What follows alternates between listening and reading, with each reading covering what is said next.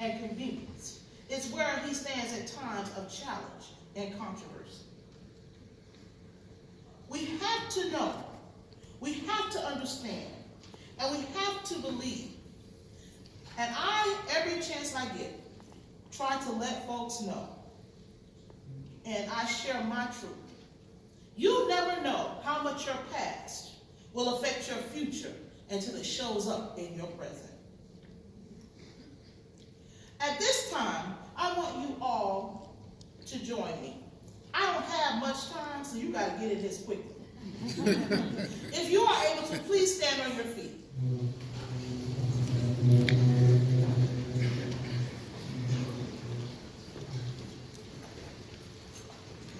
I will read a series of statements, and I will instruct you to sit down if it applies to you. If your ancestors were forced to come to the United States, not by choice, take a seat. If you have ever thought about your race or ethnic group becoming extinct because there were too few of you in this nation, take a seat. If your nationality has ever been challenged after sharing you were born in the United States, please take a seat. If growing up you could not avoid places that were considered dangerous, please take a seat. If you have had to forego any medical treatment due to cost of visiting the doctor or the purchasing of medicine, please take a seat.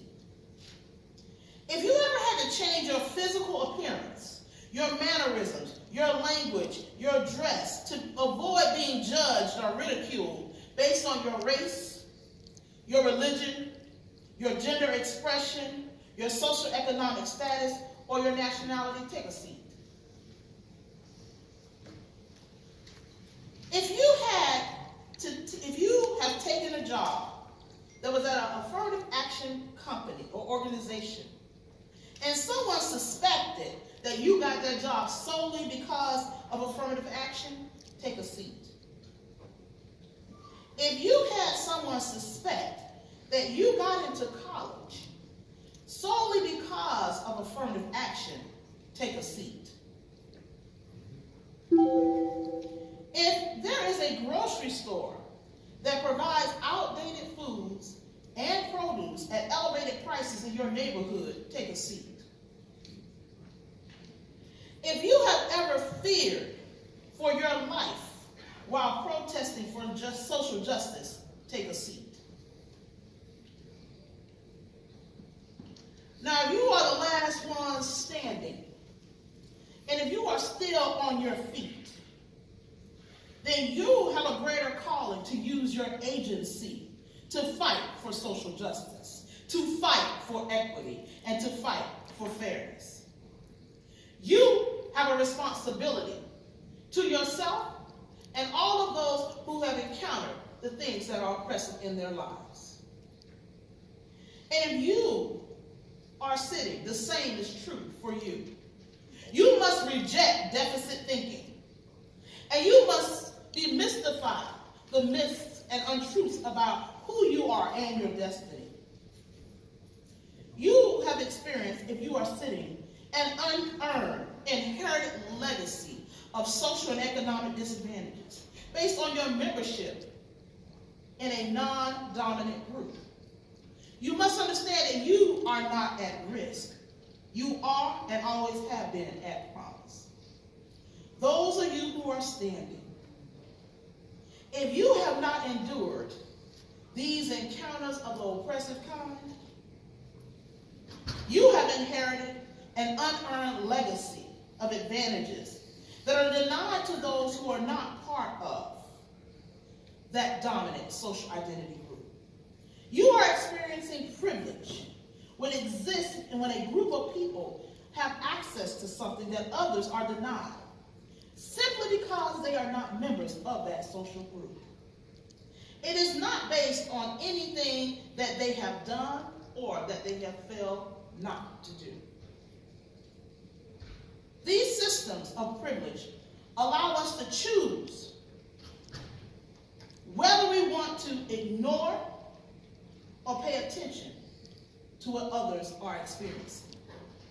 Privilege also allows us to deny that you are actually benefiting or have advantages, especially when you have experienced disadvantage in another identity.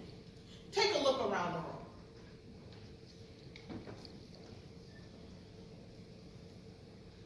Notice who's standing. Notice who's sitting. Now take your seat. We cannot afford solely to intellectualize what we know about injustice. We cannot afford to only be passionate about injustice.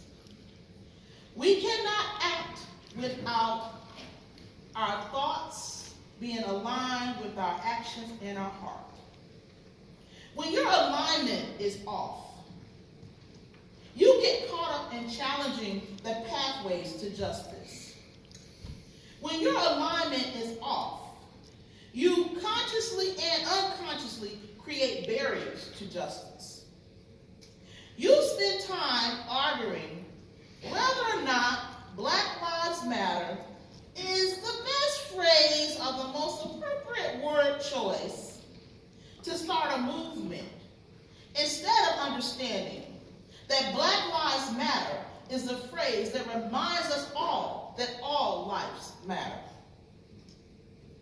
When your alignment is off, you cannot understand intersectionality of our differences because you tend to create a hierarchy of the isms, and it prevents you from understanding the struggle of others while at the same time reinforcing privilege. So what do I mean by that? I can't focus on, gay, lesbian, bisexual, transgender. I gotta focus on being Black. I can't focus on what it's like to be a Jewish person because I have too many struggles as a Christian. I can't focus on those who are poor because I gotta make my money. I gotta eat. I can't worry about people who are immigrants to this country because I need to get the best job I can. It's not important enough for me to focus on because I got my own issues. When you create that hierarchy, you begin to reinforce the very privilege that is destroying our ability to love and to care for one another. When your alignment is off, you allow the narrative to change in your favor. When your alignment is off, your first encounter of a different kind becomes the narrative you use for every time. I had the privilege and the honor to speak at Seton University at the Workplace Forum last year, where I met Dr. Janetta Cole, who is the former president of Spelman College and currently the president of the National Council of Negro Women. She told a story about being a presenter at a workshop, a conference, very similar to today. And the speaker introduced her and talked about her plight in life, how she grew up poor and struggled through life and was here today because of all of her hard work and the things she had done. Dr. Cole came up to break her presentation and quickly corrected that narrative. Because what he did not understand was she did not come from the poverty he mentioned. She came from the family that was the first Black family that were millionaires in the state of Florida. She came from a family that was made up of world travelers. She had photographs of her family in front of the Egyptian pyramids. She did not come from a narrative that told her she could not. It was always that she could. When you experience privilege, sometimes it clouds your vision of how you view the other. It can be unconsciously, but once it is unconscious, it is made conscious through your actions. We must understand the heart of the matter is really about our lived experiences, just as much as they are about our learned experience. How many of you ever heard that term, the school of hard knocks? The university of life. Well, my interpretation of that is, what I know, what I've learned, and what I've come to understand was all acquired outside a traditional classroom setting. It was my unpublished collection of lessons learned and experiences that involved me directly or indirectly. That personal collection was full of drama. It had plays and stories. Sometimes I was the main character and sometimes I was not. Sometimes I was directing. Sometimes I was the lead actor. But it was the things that I had learned. It was that exchange of information that was vital to my existence and crucial information for the rest of my life. I didn't have to fill out an application. There were no tests. I didn't have to write an essay. All I had to do was show up to acquire this knowledge. These institutions that we often ignore are the foundations of our education. Before you get to this college or university, before you get to that elementary school, before you get to that middle school, before you get to that high school, there are lessons you must learn. There is an opportunity for alignment to take place. Without alignment of your heart, your head, and your actions, it makes it difficult to navigate challenging times. Your education is often the enlightenment of your experiences. When you get that information that is transferred to you, it is the scholarship that you use throughout life. It's not based on skill sets that you've learned, but rather it defines the essence of your being. It defines how you operate, how you interact with others, and the contributions you make towards life. It is the reveal of your alignment to your past, your present, and your future. This life-changing information is transferable from the playground to the classroom, from the classroom to the workplace, from the workplace to the boardroom. There are so many corporations right now that are struggling to understand how to make things work around diversity and inclusion in their workforce. There's so many out there struggling to understand the intersections of social justice and diversity and inclusion. I spend a lot of time in corporate offices. I spend a lot of time with teachers and educators. By the way, teaching is a profession that makes all other professions possible. So no one makes it in life without a teacher. We have to be clear about that and honor them and respect the fact that there is nothing made possible without teachers. We must understand that when we are fighting for justice and fighting against injustice, we cannot treat it as if we want to be superstars or rock stars. Superstars usually are only as good as their last performance. We have to be clear. We have to be intentional. We have to be deliberate. Dr. King was a dreamer.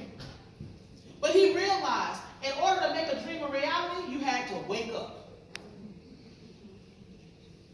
So we have to wake up. You have to have an experience, a great awakening, in order to achieve and make any dream a reality. So all you folks who think you woke, may you never slumber.